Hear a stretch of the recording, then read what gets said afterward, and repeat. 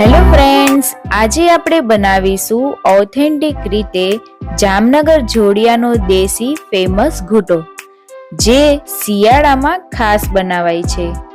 એમ પણ કહી શકાય કે શિયાળાનો શાકનો રાજા છે ઘૂંટો. તેનાથી વજન ઘટે છે અને વિટામિન ભરપૂર માત્રામાં મળે છે.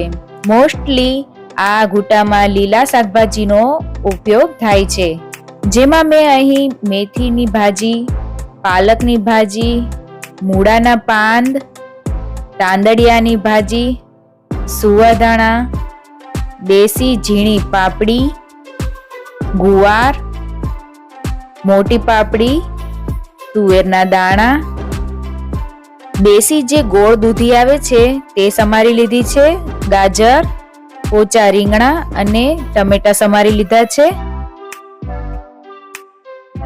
હવે આ બધા શાકભાજીને સારી રીતે પાણીથી ધોઈ લેવાના છે અને કુકરમાં 1.5 લીટર પાણી ગરમ કરવા મૂકીશું. તેમાં બધા ધોયેલા શાકભાજી એડ કરી દેશું.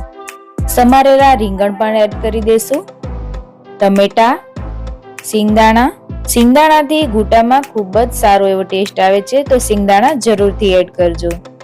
બધી લીલી શાકભાજીને પણ 2 થી 3 પાણીથી સારી રીતે ધોઈ લેશું, જેથી કાકરી બધી નીકળી જાય. ઘૂંટો બનાવવો ખૂબ જ સહેલો અને સરળ છે. જનરલી કેવું હોય છે કે ઘૂંટો મોટા તપેલામાં બને છે.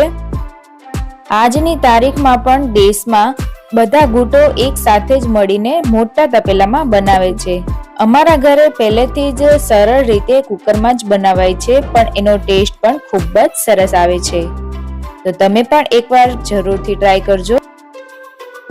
પછી અહીં છાલ ઉતારેલી કાકડીને સમારી લીધી છે, એડ કરી દઈશું. મરચાં છે, જે પ્રમાણે તીખાશ જોઈએ એ પ્રમાણે મરચાં એડ કરવા, અને મીઠું.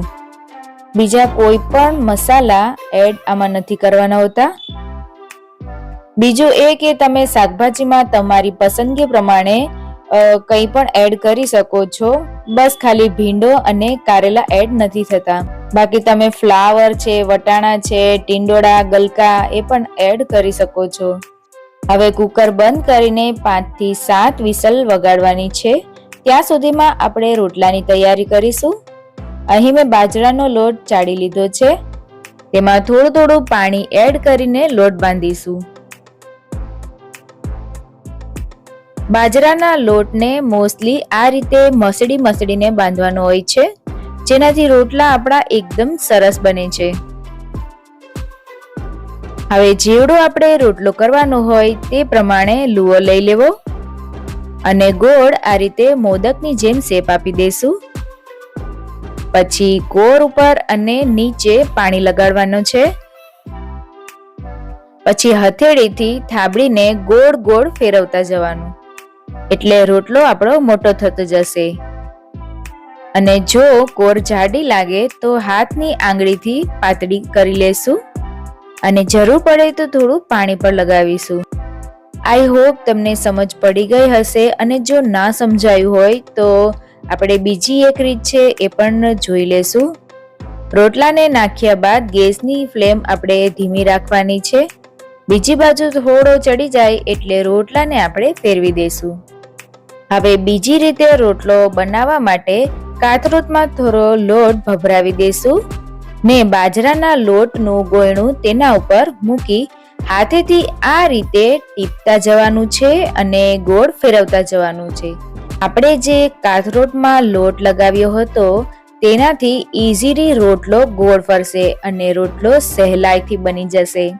જો તમને હાથેથી થાબડીને રોટલો બનાવતા ન ફાવતો હોય તો આ એકદમ ઈઝી રીતે રોટલો તમે થાબડીને પણ બનાવી શકો છો. તો એકવાર આ રોટલાને પણ તમે જરૂરથી બનાવીને ટ્રાય કરજો. હવે જે રોટલો શેકાય છે તેને પણ ફેરવી લેશું. બસ આ રીતે આપણે બધા રોટલા બનાવી લેવાના છે. રોટલા તો ઓલમોસ્ટ રેડી થઈ ગયા છે. તો હવે આપણે ઘૂંટાનું કુકર પણ ખોલીને જોઈ લેશું. ઘૂંટો આપણો સરસ ચરી ગયો છે. તો હવે જે આપણે થોડા સુવાદાણા બચાવીને રાખ્યા હતા તે આની પર એડ કરશું.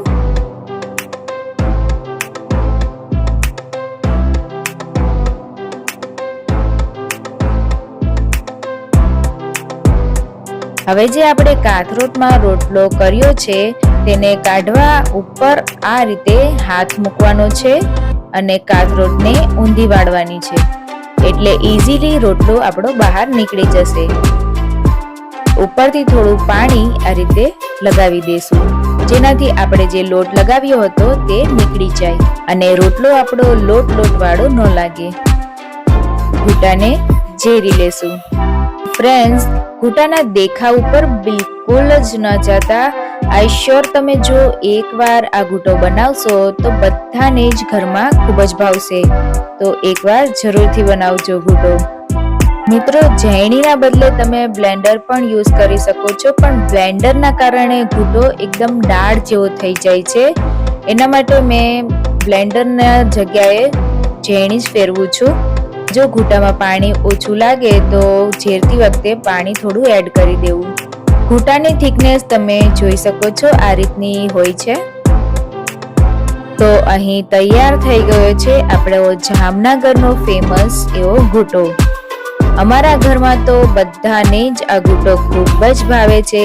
જો તમારા ઘરમાં કોઈને ઘૂંટો ભાવતો હોય તો મને કમેન્ટ બોક્સમાં જરૂરથી જણાવજો, અને જો રેસીપી ગમે તો આગળ શેર કરજો. ફરી મળીશું નવી રેસીપી સાથે. ત્યાં સુધી હેપી રહો, હેલ્ધી રહો. જય હિન્દ.